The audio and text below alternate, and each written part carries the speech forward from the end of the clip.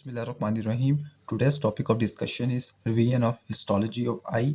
आई एक complex photosensitive organ है जिसको स्पेशल सेंस भी बोल सकते हैं क्योंकि ये स्पेशल सेंस ऑफ विजन को कैरी करते हैं। आई के तीन फंक्शन होते हैं। पहली बात कि एक्यूरेट एनालिसिस प्रोवाइड करती है फॉर्म का, दूसरा लाइट इंटेंसिटी का और तीसरा कलर का।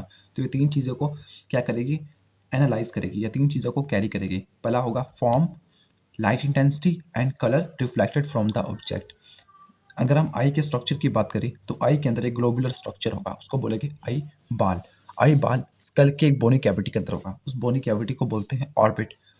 हमने हिस्टोलॉजी देखनी है आई बाल की, तो फिर आई बाल की हिस्टोलॉजी देखने के लिए आई बाल को हम तीन लेयर्स के अंदर डिवाइड करते हैं। वो तीन लेयर्स कंसेंट्रिक होती है। कंसेंट्रिक का मतलब जो आउटर लेयर होगी, इसके नीचे इनर, फिर मिडल, यानी ये तीनों लेयर आपस में एक दूसरे को सराउंड करेगी सर्कुलर पैटर्न के अंदर, जिसकी वजह से उसको थ्री कंसेंट्रिक लेयर्स या फिर कोर्ड्स बोलते हैं। सबसे outer most layer, middle layer, inner layer. Outer layer का दूसरा नाम है फाइब्रस, क्योंकि इसकी नेचर फाइब्रस वैरायटी की होती है, कनेक्टिव टिश्यू होता है और कोलेजन टाइप 1 होता है। जबकि दूसरी लेयर को वेस्कुलर कॉर्ड भी बोलते हैं, क्योंकि यहाँ पर वेसल्स बहुत सारी होती है। तीसरी लेयर को हम न्यूरल, क्योंकि इसके अंदर न्यूरल टिश्यू ज़्यादा होता है। फंक्शन वाइज अगर देखा जाए या फिर स्ट्रक्चर वाइज, तो यहाँ पर जो होगा इस लेयर को बोलेंगे कॉर्नियोसेक्रेरल, क्योंकि इसके अंदर कॉर्निया या सक्लेरा होगा, उनका अपना सेपरेट फंक्शन होगा। Cornea transparent, sclera opaque. Vascular cord को बोलते हैं यूवियल लेयर। यूवियल लेयर के अंदर मजीद तीन आ जाती है, ciliary body, iris and choroid. सबसे पहले जिस लेयर को हम पढ़ने वाले हैं वह है फाइब्रस कोट, यानी आउटर मोस्ट लेयर, जिसको कॉर्नियोसेक्लेरल लेयर। नाम से लग रहा है कि फाइब्रस का मतलब यहाँ पे कोलेजन फाइबर ज़्यादा होगी। कॉर्नियोसेक्लेरल का मतलब यहाँ पे कॉर्निया होगा और सक्लेरा होगा। कॉर्निया कवर करेगा एंटीरियर 1/6 को, जो सक्लेरा कवर करेगा पोस्टीरियर 5/6 को। जहाँ पर कॉर्निया और सक्लेरा आपस में मिलेंगे उसको बोलते हैं कॉर्नियोसेक्रेरल या फिर जंक्शन या कॉर्नियल लिम्बस। तो अब इस डायग्राम में देखते हैं। तो इस डायग्राम में देखिएगा, ये आपको आउटर कोट नजर आ रहा होगा। इस आउटर कोट के अंदर दो लेयर्स होती हैं। एंटीरियर 1/6 की बात करें तो वो होगी कॉर्निया, पोस्टीरियर 5/6 की बात करें तो वहाँ पे होगी सक्लेरा। जहाँ पे कॉर्निया और सक्लेरा आपस में जंक्शन करी है, यह सक्लेरा, यह कॉर्निया, तो यहाँ पे जो जंक्शन हो रहा है इस जंक्शन को बोलते हैं कॉर्नियोसेक्लेरल जंक्शन, या फिर इसको बोलते हैं कॉर्नियल लिम्बस। क्या बोलते हैं उसको? Corneal limbus. तो सबसे पहले हम कॉर्निया को स्टार्ट करते हैं। कॉर्निया को स्टार्ट करने से पहले आपको कॉर्निया और सक्लेरा में डिफरेंस पता होना चाहिए। कॉर्निया फाइब्रस कोट का एंटीरियर 1/6 बनाएगा, सक्लेरा फाइब्रस कोट का पोस्टीरियर 5/6 बनाएगा। कॉर्निया ट्रांसपेरेंट होगा, क्लियर होगा, लेकिन सक्लेरा ओपैक होगा। ट्रांसपेरेंसी की वजह यही होती है क्योंकि इसके अंदर कोई ब्लड वेसल्स नहीं होती, तो यहाँ पर ब्लड वेसल्स नहीं होगी, जबकि सक्लेरा में हमें स्पेशलाइज्ड ब्लड वेसल्स का नेटवर्क देखने को मिलेगा। इसके बाद जो कॉर्निया है, कॉर्निया की थिकनेस हमें ज़्यादा देखने को मिलती है सक्लेरा से, लेकिन सक्लेरा की थिकनेस रिलेटिवली कम होती है। कॉर्निया की 5 लेयर्स होती है मजीद, लेकिन स्क्लेरा की सिर्फ 3 लेयर्स होती है। कॉर्निया की 5 लेयर कौन कौन सी होती है? कॉर्नियल एपिथेलियम, वुमेन्स मेम्ब्रेन, जिसको एंटीरियर लिमिटिंग मेम्ब्रेन भी बोलते हैं क्योंकि एंटीरियरली पड़ी होती है, बाहर की तरफ पड़ी हुई होती है। कॉर्नियल स्ट्रोमा, जिसको सब्सटेंशिया प्रोप्रिया भी बोलते हैं क्योंकि मेन सब्सटेंस है 90% बनाएगा। बेसमेंट मेम्ब्रेन, जिसको पोस्टीरियर लिमिटिंग मेम्ब्रेन बोलते हैं, पीछे वाली लेयर। उसके बाद है कॉर्नियल एंडोथेलियम। तो कॉर्निया और सक्लेरा में आपने डिफरेंस देख लिया, एंटीरियर 1/6 का, वहाँ पोस्टीरियर 5/6 का। क्लियर ट्रांसपेरेंट होगा, वो ओपैक होगा। ब्लड वेसल्स यहाँ पे नहीं होगी, ब्लड वेसल वहाँ पे होनी चाहिए क्योंकि जिसकी वजह से ही ये ट्रांसपेरेंट वो ओपैक बनेगा। इसके बाद वो करता है बात की थिकनेस की। कॉर्निया की थिकनेस ज़्यादा होती है, स्क्लेरा की थिकनेस नहीं होती। इसकी वैल्यूज देता है कि वो 0.8 मिलीमीटर सेंटर में और 1 मिलीमीटर पेरिफेरी में। 0.8 मिलीमीटर सेंटर में, 1 मिलीमीटर पेरिफेरी में। लेकिन स्क्लेरा की अगर थिकनेस देखी जाए तो स्क्लेरा की जो एवरेज उसने बताई हुई है 0.5 मिलीमीटर। आखिरी डिफरेंस ये भी बन सकता है कि कॉर्निया का फंक्शन क्या है, स्क्लेरा का फंक्शन क्या है। स्क्लेरा में चूंकि टफ फाइब्रस कोट है तो इसका फंक्शन होगा शेप को और साइज ऑफ आई बाल को मेंटेन करना, जबकि कॉर्निया ट्रांसपेरेंट है तो इसका मेन फंक्शन होगा रिफ्रैक्शन करना, क्योंकि काफ़ी ज़्यादा थिक होता है और शार्प कर्वेचर होता है, तो इसका फंक्शन होगा refraction of incoming light into lens of the eye. और कहा जाता है कि जो आई की रिफ्रैक्टिंग पावर होती है उसमें 65 से लेकर 70% कंट्रीब्यूशन कॉर्निया का होता है। इसके साथ दूसरा फंक्शन है कॉर्निया का कि वो आई बाल की प्रोटेक्शन करती है डस्ट से, माइक्रो ऑर्गेनिज्म से या फिर दूसरे हार्मफुल मैटर से। तो उसको कॉर्निया के दो फंक्शन हो गए। पहला function refraction of incoming light on to lens, 65 से लेकर 70% फोकसिंग पावर में कंट्रीब्यूट करती है। इसके बाद जो होगा वो protection from dust, harmful matter और माइक्रो ऑर्गेनिज्म। तो ये था फंक्शन कॉर्निया का। अब यहाँ पर देख लेते हैं कि कॉर्निया के अंदर ब्लड वेसल्स नहीं थी। कॉर्निया के अंदर ब्लड वेसल्स नहीं थी तो फिर कॉर्निया न्यूट्रिशन कहाँ से लेगा? तो कॉर्निया न्यूट्रिशन दो जगह से लेगा। तो कॉर्निया की न्यूट्रिशन दो जगह से आ सकती है। पहला, जो टियर फिल्म होती है जो कॉर्निया की एंटीरियर सरफेस को कवर करती है। यहाँ पर अगर देखिए तो यहाँ पर जो कॉर्निया की एंटीरियरली हमें आईलिड देखने को मिलेगा। वहाँ पर जो लैक्रिमल ग्लैंड्स होते हैं, वहाँ पर जो ऑर्बिट के सुपीरियर मार्जिन पे होती है, तो वहाँ पर लैक्रिमल ग्लैंड टेयर प्रोड्यूस करेंगे। वो टेयर कॉर्निया की एंटीरियर सरफेस को लाइन करेगा, वहाँ से न्यूट्रिशन आएगी। इसके साथ यहाँ पे एक स्पेशलाइज्ड फ्लूइड भी होता है जिसको बोलते हैं एक्वस ह्यूमर। तो ये होगा प्यूपिल, और यहाँ आपको एक्वस ह्यूमर देखने को मिलेगा एंटीरियर और पोस्टीरियर चैम्बर में। वो एक्वस ह्यूमर भी न्यूट्रिशन प्रोवाइड करेगा। तो फिर कॉर्निया की न्यूट्रिशन दो जगह से आ सकती है। पहली बात, वो आ सकती है टेयर फिल्म से, और इसके साथ जो डीप कॉर्नियल लेयर होती है इनकी न्यूट्रिशन आती है डिफ्यूजन फ्रॉम एक्वस ह्यूमर। और एक्वस ह्यूमर कहाँ पे होता है? एंटीरियर चैम्बर के अंदर होता है, लेकिन बनता कहाँ से है? पोस्टीरियर चैम्बर में, सिलेरी प्रोसेस से बनता है।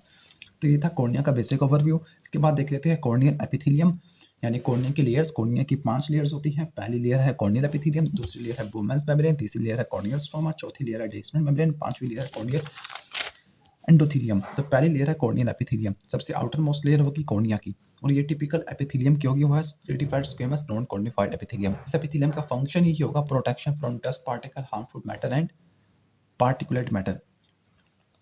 और चूंकि स्क्वेमस एपिथेलियम के पास रीजनरेट करने की कैपेसिटी होती है, तो जो कॉर्नियल एपिथेलियम है वो पूरी लाइफ में कॉन्स्टेंटली रीन्यूअल कर सकती है। यानी इसके जो बेसल लेयर होती हैं वो कॉन्स्टेंटली डिवाइड करते रहते हैं, प्रोलिफरेट करते रहते हैं, और जो सुपरफिशियल लेयर है वो डिस्क्वेमेट हो जाती है। और जो बेसल लेयर के लिए जो स्टेम सेल्स का काम करेगी वो होगा कॉर्नियल लिम्बस, यानी corneal limbus reservoir of stem cells का काम करेगी। वो सेल्स प्रोवाइड करेगी बेसल लेयर के लिए, बेसल लेयर सेल प्रोवाइड करेगी सुपरफिशियल लेयर के लिए। तो इस तरह से फंक्शन होता है। इसके साथ जो मोस्ट सुपरफिशियल लेयर होते हैं कॉर्नियल एपिथेलियम की, उनकी सरफेस प्रोजेक्शन होती है माइक्रोविलाई के फॉर्म में और माइक्रोप्लैकिया के फॉर्म में। माइक्रोविलाई और माइक्रोप्लैकिया का फंक्शन ये होगा कि जो टेयर फिल्म है कॉर्निया के एंटीरियर सरफेस को, तो इसको यूनिफॉर्म डिस्ट्रीब्यूट कर सके और स्टेबलाइज कर सके। तो कॉर्नियल एपिथेलियम है उसको सप्लाई करने वाली फ्री नर्व एंडिंग है, और ये काफ़ी ज़्यादा सेंसिटिव होती है, जिसकी वजह से कॉर्निया का पेन काफ़ी ज़्यादा शार्प होता है। तो ये था कॉर्नियल एपिथेलियम। कॉर्नियल एपिथेलियम इस डायग्राम से देखें और कॉर्नियल एपिथेलियम को हम ब्रीफ करते हैं। तो कॉर्नियल एपिथेलियम है उसकी nature stratified squamous non cornified है। 5 to 7 लेयर्स ऑफ सेल्स देखने को मिलती है।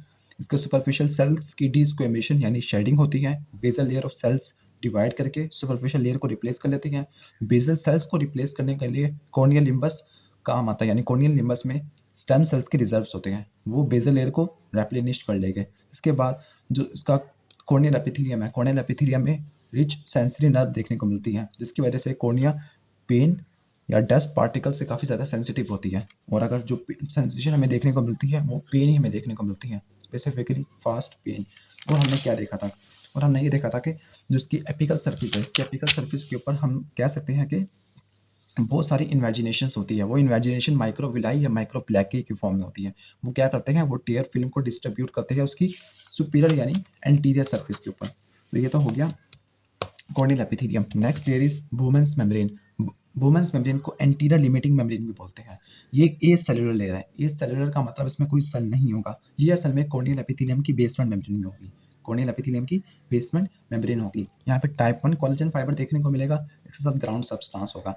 बोमेन्स मेम्ब्रेन का फंक्शन क्या होगा? बोमेन्स मेम्ब्रेन का फंक्शन होगा कि वो कॉर्निया को स्ट्रेंथ देना, और दूसरा बैरियर फॉर इन्फेक्शन के लिए बैरियर के तौर पर काम आता है। लेकिन अगर बोमेन्स मेम्ब्रेन का अगर कंपैरिजन करें कॉर्नियल एपिथेलियम के साथ, तो बोमेन्स मेम्ब्रेन रीजनरेट नहीं कर सकती, लेकिन जो कॉर्नियल एपिथेलियम थे वो वापस रेप्लेनिश हो सकते थे, वो डिवाइड करके रिप्लेस हो सकती है। लेकिन ये जो बोमेन्स मेम्ब्रेन है ये रीजनरेट नहीं कर सकती, और इसको अगर डैमेज पहुंच गया तो ओपैक स्कार बनेगा, जिसकी वजह से विजन ब्लर हो जाएगी। तो ये यहाँ पे ये मेम्ब्रेन है बोमेन्स मेम्ब्रेन, इसको बोलते हैं एंटीरियर लिमिटिंग मेम्ब्रेन। ये सेलुलर लेयर है कॉर्नियल एपिथेलियम के दरमियान और कॉर्नियल स्ट्रोमा के दरमियान। ये असल में कॉर्नियल एपिथेलियम के लिए बेसमेंट मेम्ब्रेन का काम करती है। ये असल में उनकी बेसमेंट मेम्ब्रेन ही होती है। टाइप 1 कोलेजन फाइबर होगा, ग्राउंड सब्सटेंस होगा। क्या फंक्शन होंगे? ये इन्फेक्शन के लिए बैरियर का काम करती है, और इसके साथ साथ ये रीजनरेट नहीं करती। इसका एक फंक्शन होता है कि कॉर्निया को स्ट्रेंथ प्रोवाइड करना। तो ये तो हो गया बोमेन्स मेम्ब्रेन, जिसको एंटीरियर लिमिटिंग मेम्ब्रेन भी बोलते हैं। Next is corneal stroma. Corneal stroma को बोलते हैं सब्सटेंशिया प्रोप्रिया, सबसे थिकेस्ट लेयर है, और ये 90% जो कॉर्नियल थिकनेस होती है वो इसी कॉर्नियल स्ट्रोमा की वजह से होती है। इसके अंदर क्या चीज़ें होगी, इसके अंदर टाइप 1 कोलेजन फाइबर के लैमेले होंगे। लैमेले का मतलब यहाँ पर आपको नजर आ रहा होगा कॉन्सेंट्रिक या फिर लॉन्गिट्यूडनल आपको अरेंजमेंट देखने को मिलेगी कोलेजन फिब्रिल्स की, उसको बोलते हैं लैमेले। अब यहाँ पे फाइबर्स होगी और ग्राउंड सब्सटेंस होगा। फाइबर्स कौन सी वैरायटी के होंगे, कोलेजन टाइप 1 के होंगे। ग्राउंड सब्सटेंस किस वैरायटी का होगा, लूमिकेन, केराटिन सल्फेट और chondroitin sulphate. Lumican, keratan sulphate and chondroitin sulphate. तो कॉर्नियल स्ट्रोमा जिसको सब्सटेंशिया प्रोप्रिया कहते हैं, इसमें कोलेजन टाइप 1 के फाइबर होंगे जो लैमेला की फॉर्म में होंगे, और लैमेले इस तरह से पड़े होंगे कि जो एडजेसेंट लैमिना होगा वो आपस में राइट एंगल के तौर पे पड़े होंगे। इस अरेंजमेंट को बोलते हैं hexagonal arrangement, okay sorry orthogonal arrangement, क्योंकि यहाँ पे ऑर्थोगोनल अरेंजमेंट देखने को मिलती है कोलेजन फाइबर की लैमिना की, कि जो अल्टरनेटिंग लैमिले होते हैं, एडजेसेंट लैमिले होते हैं, वो राइट एंगल के तौर पर पड़े हुए होते हैं। जिसके राइट एंगल है इसके राइट एंगल, ठीक हो गया। और ये जो मैकेनिज्म है orthogonal array of collagen fibre lamellae, इसकी वजह से ट्रांसपेरेंसी भी आएगी, इसकी वजह से मैकेनिकल सपोर्ट भी देखने को मिलेगी। तो दो चीज़ें देखने को मिलेगी, मैकेनिकल सपोर्ट या मैकेनिकल स्ट्रेंथ, और दूसरा ट्रांसपेरेंसी। इसके साथ साथ कुछ स्पेशलाइज्ड सेल्स देखने को मिलेगी, वो स्पेशलाइज्ड सेल फाइब्रोब्लास्ट जैसे हो गए, उनको बोलते हैं केराटोसाइट, क्योंकि ये कॉर्निया के अंदर है तो केराटोसाइट ये लैमिला के दरमियान में मौजूद हो गए। अब कॉर्निया की ट्रांसपेरेंसी के लिए 3 फैक्टर इन्वॉल्व होते हैं। पहला, यहाँ पे कोई ब्लड वेसल्स नहीं होती कॉर्नियल टिश्यू के अंदर, हमने पहले बात कर चुके हैं।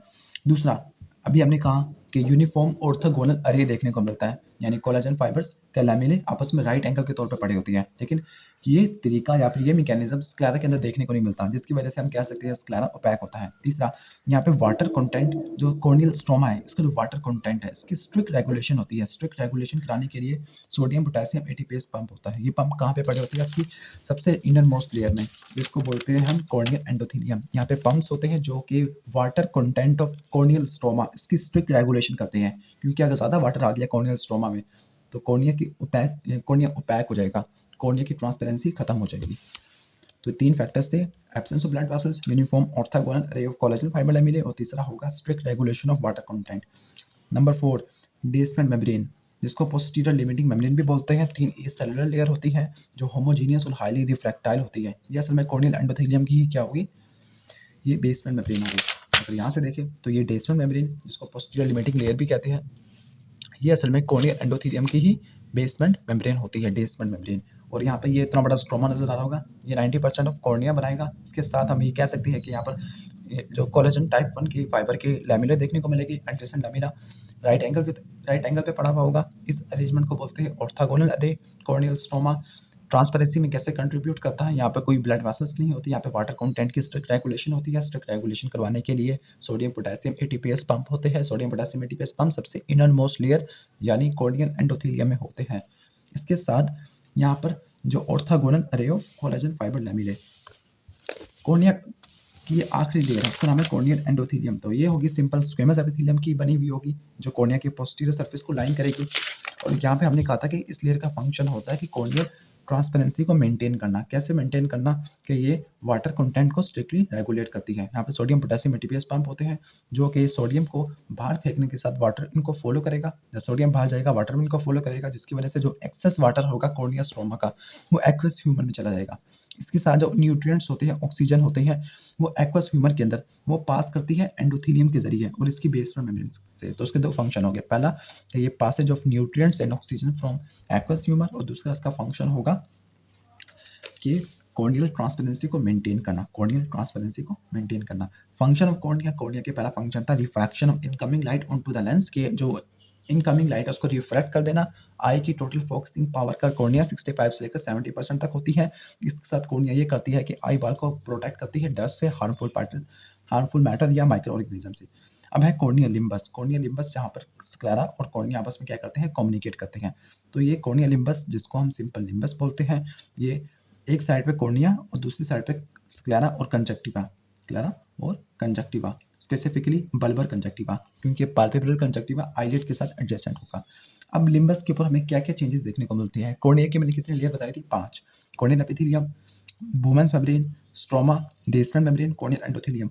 जो कॉर्नियल एपिथेलियम होगी वो कंजक्टिवा के एपिथेलियम से कंटिन्यूस हो जाएगी, जो कि एंटीरियर पार्ट ऑफ स्क्लेरा को कवर कर रही है। इस कंजक्टिवा को बोलते हैं बल्बर कंजक्टिवा। तो पहली जो चेंज हमें देखने को मिल रही है लिम्बस के लेवल पर वो है कॉर्नियल एपिथेलियम की कंटिन्यूएशन किसके एपिथेलियम के साथ, कंजक्टिवा के साथ, स्पेसिफिकली बल्बर कंजक्टिवा। दूसरी चीज हमें क्या देखने को मिल रही है, वो है बोमेंस मेम्ब्रेन का डिसअपियर हो जाना। बोमेंस मेम्ब्रेन यहाँ पे नहीं होती। तीसरी बात, यहाँ पे जो कॉर्नियल स्ट्रोमा होगा वो स्क्लेरा के कनेक्टिव टिश्यू प्रॉपर से कंटिन्यूस हो जाएगा, उसको बोलते हैं स्क्लेरा प्रॉपर। स्क्लेरा की 3 लेयर होती है, एपिस्क्लेरा जो लूज कनेक्टिव टिश्यू की होती है, स्क्लेरा प्रॉपर जो टाइप 1 कोलेजन की बनेगी, सुप्राकोलाइडल लैमिना, इसको लैमिना फुस्का भी बोलते हैं। चौथी और पांचवी layer basement membrane and corneal endothelium, इनको रिप्लेस कर देंगे हम एंडोथेलियम लाइंड इरेगुलर चैनल्स, उसको बोलते हैं ट्राइबिकुलर मैशवर्क। तो 5 चीज़ आपको देखने को मिली। तो यहाँ पर ये जो एपिथेलियम कंटिन्यूस होगी बल्बर कंजक्टिवा से, बोमेंस मेम्ब्रेन गायब हो गई, कॉर्नियल स्ट्रोमा कंटिन्यूस हो गया स्क्लेरा प्रॉपर से, basement membrane corneal endothelium replace हो गया एंडोथेलियम लाइंड इरेगुलर चैनल से, जिसको बोलते हैं हम ट्राइबिकुलर मैशवर्क। तो अगर कोई हमसे पूछे कॉर्नियल लिम्बस का फंक्शन क्या होता है, तो कॉर्नियल लिम्बस का फंक्शन ये होगा कि यहाँ पे जो ट्राइबिकुलर मैशवर्क होगा, ये जो एक्वस ह्यूमर की ड्रेनेज करवाएगा। एक्वस ह्यूमर की ड्रेनेज कहाँ से होगी, एंटीरियर चैम्बर ऑफ आई से लेकर यहाँ पे होगी स्क्लेरल वीनस साइनस, जिसको बोलते हैं कैनाल ऑफ शिलिम। कैनाल ऑफ शिलिम असल में कहाँ पे होती है, outer angle of aqueous chamber में होती है, इन फ्रंट ऑफ आई या आइलोडोकॉर्नियल जंक्शन पे होती है। फिर कैनाल ऑफ शिलिम से फ्लूइड जाएगा वेन्स ऑफ स्क्लेरा में जाएगा। तो पहला इसका फंक्शन होगा drainage of aqueous humour from aqueous या anterior chamber into scleral venous sinus, जिसको बोलते हैं कैनाल ऑफ शिलिम। और दूसरा होगा corneal scleral limbus. Corneal scleral limbus असल में क्या करेगा, वो स्टेम सेल्स का रिजर्वायर के तौर पे काम करेगा, यानी ये बेसल लेयर प्रोवाइड करेगा, बेसल लेयर सुपरफिशियल लेयर को रिप्लेस कर देगी। अब है स्क्लेरा। स्क्लेरा हमने कहा था कि स्क्लेरा पोस्टीरियर 5-6 बनाता है, वाइट इन कलर होता है, ओपैक होता है। इसके साथ यहाँ पर इसकी नेचर होगी डेंस फाइब्रस टिश्यू की, जिसकी वजह से ये आई बाल की शेप को और साइज को मेंटेन करता है। यहाँ पर अगर हम देखें डायग्राम से, तो ये डायग्राम से आपको नजर आ रहा होगा कितना बड़ा स्क्लेरा, ये अपना स्क्लेरा, ये कॉर्नियल की लेयर्स होगी। इसके साथ हम स्क्लेरा की लिख लेते हैं, बल्कि यहाँ पे corneal scleral limbus, corneal scleral junction, जिसको कॉर्नियल स्क्लेरल लिम्बस या कॉर्नियल लिम्बस या फिर सिंपल लिम्बस बोल देते हैं। तो यहाँ पर स्क्लेरा को शो नहीं किया हुआ। तो फिर स्क्लेरा की 3 लेयर्स होती हैं, एपिस्क्लेरा, स्क्लेरा प्रॉपर, सुप्राकोलाइडल लैमिना। इससे पहले स्क्लेरा पोस्टीरियर 5-6 बना रहा था, ओपैक इन नेचर था, वाइट इन नेचर था, थिकनेस कम थी कॉर्निया से, डेंस फाइब्रस टिश्यू की नेचर थी, शेप और साइज को मेंटेन कर रहा था। यहाँ पर एक्स्ट्रा ओकुलर मसल्स इंसर्ट होते हैं, specifically anterior reason of sclera. 3 layers होती है, सबसे आउटर मोस्ट लेयर उसको बोलते हैं एपिस्क्लेरा, मिडल को बोलते हैं स्क्लेरा प्रॉपर, और थर्ड को बोलते हैं सुप्राकोलाइडल लैमिना। जो एपिस्क्लेरा है ये सबसे outermost loose connective tissue की होगी, जो असल में स्क्लेरा प्रॉपर को जोड़ेगी फेशियल शीथ ऑफ आई बाल, क्योंकि आई बाल की आउटर सरफेस किससे कवर है, फेशियल शीथ से। इसके बाद है स्क्लेरा प्रॉपर। स्क्लेरा प्रॉपर किससे बना होगा, टाइप 1 कोलेजन फाइबर। लेकिन ये टाइप 1 कोलेजन फाइबर इरेगुलर पड़े होंगे, कॉम्प्लिकेटेड पड़े होंगे। कॉर्निया के अंदर ये ऑर्थोगोनल अरे बना रहे थे, जो एडजेसेंट लैमिना था वो आपस में राइट एंगल के तौर पर पड़े हुए थे। लेकिन यहाँ पर इरेगुलर और कॉम्प्लिकेटेड होने की वजह से स्क्लेरा की नेचर होती है ओपैक। इसके बाद है सुप्राकोलाइडल लैमिना, जिसको लैमिना फुस्का भी कहते हैं। ये एक ट्रांजिशन शो कर रहा है स्क्लेरा और कोराइड, क्योंकि स्क्लेरा के नीचे जो बड़ा होगा वो है कोराइड। तो स्क्लेरा और कोराइड के दरमियान जो ट्रांजिशन हमें देखने को मिलेगी उसको बोलते हैं सुप्राकोलाइडल लैमिना या लैमिना फुस्का। यहाँ पे डेलिकेट कोलाजिनस इलास्टिक फाइबर्स हो गए, फाइब्रोब्लास्ट, मैक्रोफेज, ये सेल्स भी देखने को मिलेंगे। तो ये था बेसिक ओवरव्यू। नेक्स्ट हम कोराइड पढ़ेंगे, सिलेरी बॉडी और आइरिस। अगर वीडियो पसंद आई तो उसको लाइक कीजिएगा और चैनल को जरूर सब्सक्राइब कर लीजिएगा अगर नहीं किया। Thanks for watching this video.